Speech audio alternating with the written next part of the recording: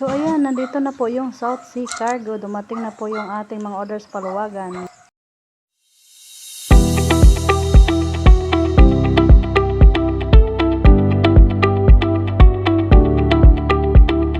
Good evening guys, for today's video guys. So ayan, dumating na po yung hinintay natin na South Sea Cargo.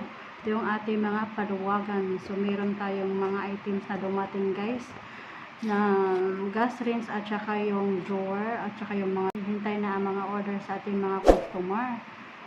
So late na po ako dito sa pag-upload kasi nga sobrang busy natin sa ating trabaho.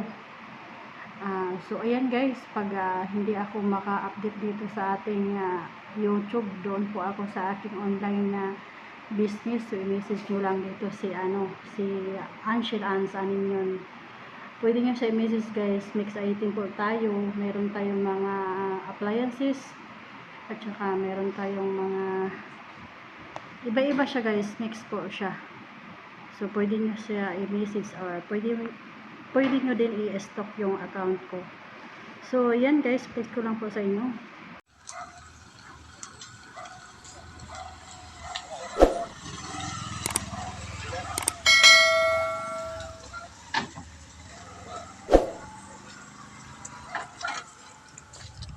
Lahat naman po lagi driver. Lahat naman po driver lagi. Ha? Ano yung mong kuhan be? Order in the court.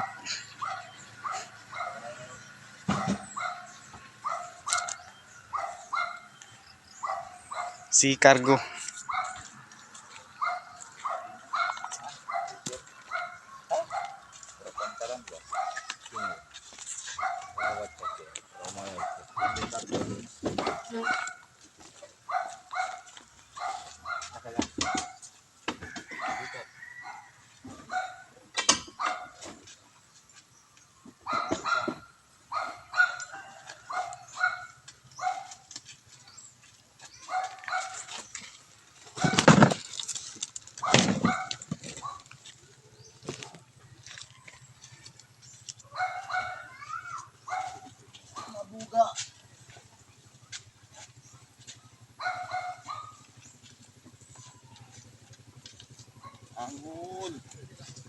Mabuak na?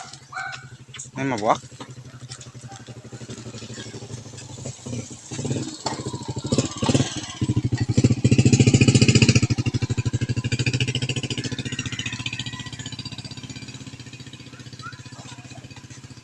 Atay.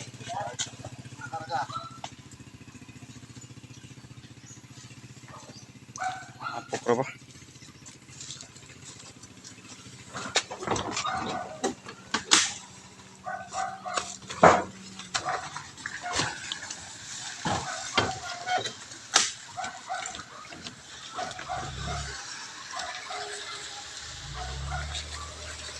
Parisig mo.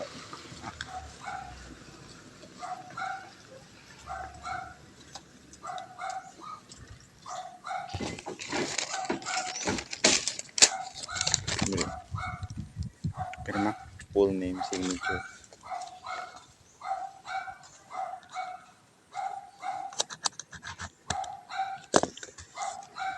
At saka guys, pagtapos pala nila paghatid doon sa amin yung gas rinse at saka yung drawer, yung iba pa, hinatid din pala nila yung isang kasabay doon sa ating mga palawagan doon sa din sa Kabasalan sa Mongga Sibugay, yung itong tawag nito, itong double deck din na paluwagan niya. So ayan guys, pakita ko po sa inyo.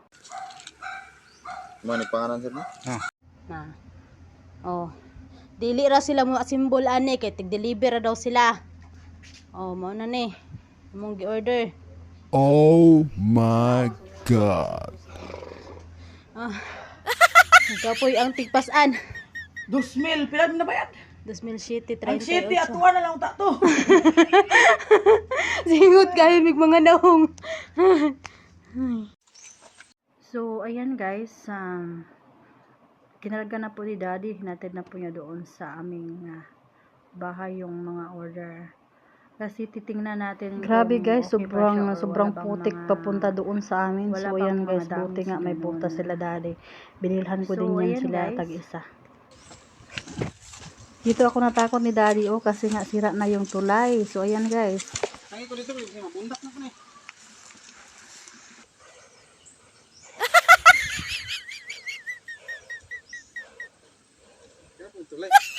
Natakot ako dito kang daddy. Dito sa aming tulay ng Pangulo. Ano na kasi siya, sira na kasi sa sa tawag nito, sa baha doon sa amin na maliliit na sapa.